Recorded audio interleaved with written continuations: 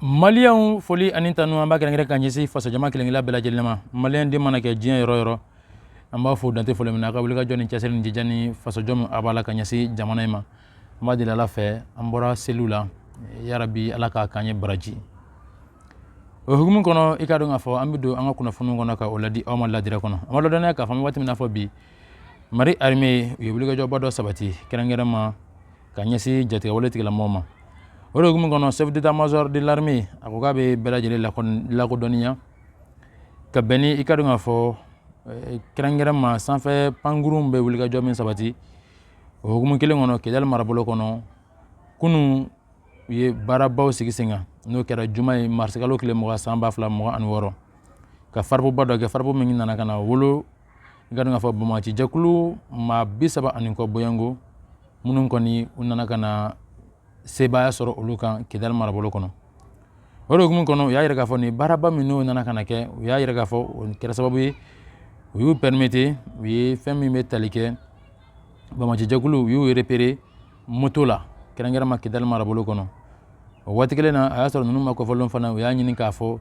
kumina bingana wala ke anga fintikela ka ukan kasega ubune uka wala wala kasega janjugo be uye chugomina convoi mi ngombe no kasega kunda kidalega kasega dangarga o convoi ka bolila chugomina hogum kono ya yira ka frappe follow unana kana oke kadunga fo unana kana bama ci jakulu ma chama unana kana neutraliser me wati mina fo bi wala sa kadunga fo gosil flana unana kana bolola ka nyesuma unana kana ubola minen chambe no unana kana mi ngoni soroka uluko ni détruit me wati mina fo bi ni ata ka jatemene mine mi ngoni sorla ni ma ko follow ngoni bolo armée ka wuliga jokono abiti job nin kasabi chamana am de mina fo bi orla ikado chef d'état-major de l'armée ko ka be bela jelen la donia ka bela jelen hakli sigi ka donga fo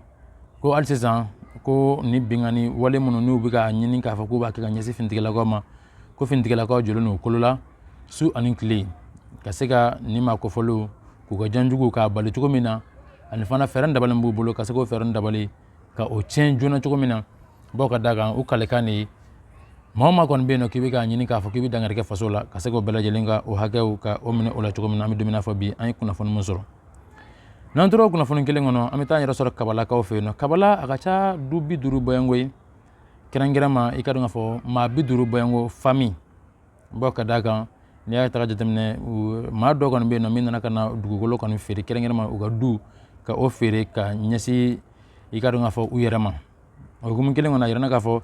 ma bidurun ko orbe ni du ngono min faraleno kadu ngafo muso ani ma gorbo ani ka fara demisanunka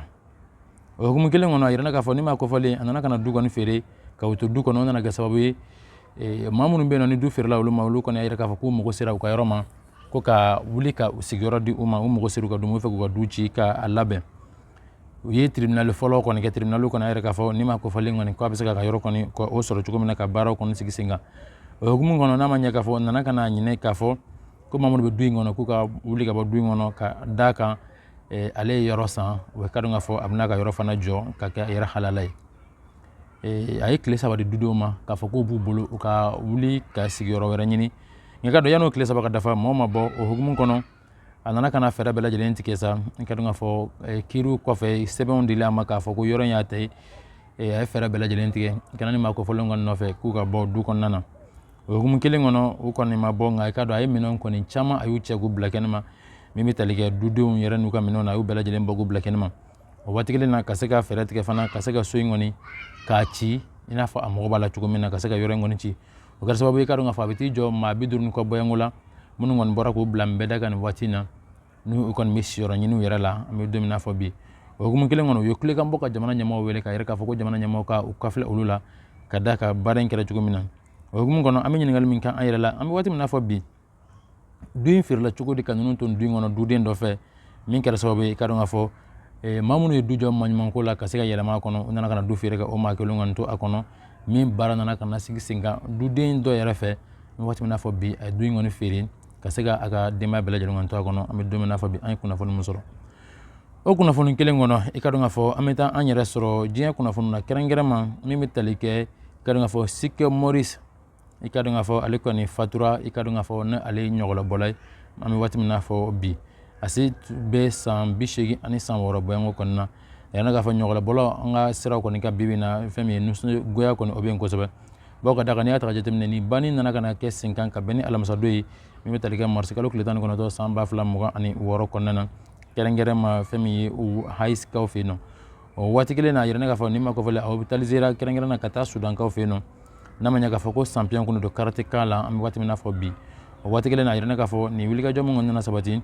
ay bara chamo ngoni sabati senga am watimi na fo bi mon cinematique yara ko nana mimi ga sababu yesa ikaru nga fo mo be se ga janyu mo soro chukumina ani no sa dio be se ga soro chukumina nga film ko yara buna ko kan mais kadu nga fo ala ka wele ko nana se amma ka se ga sito sam bi se ani sam woro boyengola am dum na fo bi ay kuna fo mo soro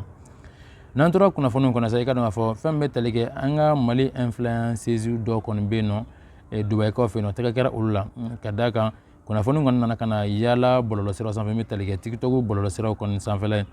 kayira ka fo anga influence do kon be no ka fo influences do be no mun nana kana mne dubai ko fe ayira ka fo ku ka amani sar mi telige ikadu nga fo dollar wari million keme boyango ikadu nga fo uga osara kadaka uye muso do filmer ka soro muso imbe hizabudo la no uye burmusi a volele no mun domina fo bi woro hukumu kono sa unana kana ferote ni filmer len ko fe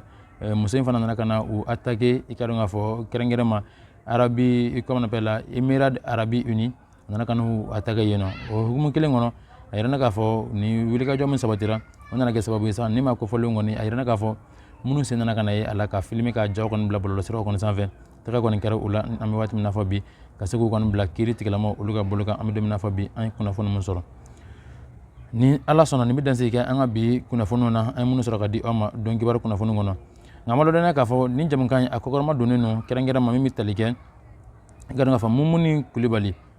kulibali ale mai mami fana ka fo ka bara benno bolla bara olu kellema morido morimi ni abe manfum deme ni kanu nga fo u ka siniya sigi barake cuko nyuma na cuko mina mamunu be na ko mo be garsege barawla kata se kanu nga fo moriya barawma kanu nga fo nafolo soro anin kata se baranyini seroma mamunu kulibali joleno nun bela jelen jigor agan nga juru sira odi biwolom vlani sabata fu anin duru fu an woro no 73 10 05 06 mamunu kulibali kan nga juru sira na wilula ni ala sonama ngoni hamini joram bayla mamunu kulibali abo tago di ama la dirakono ama fo aye ko aninci aga lajal ko nyumana akambe anga kuna funu kene dore ka bonan kan sukran